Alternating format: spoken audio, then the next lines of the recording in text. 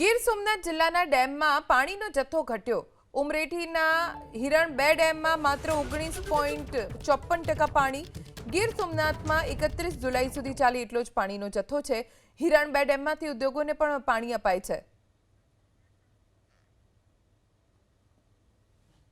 હાલ આપણી પાસે ડેમમાં ઉપલબ્ધ જથ્થા અનુસાર 31 જુલાઈ સુધી ચાલે એટલો જથ્થો આપણા ડેમમાં ઉપલબ્ધ છે।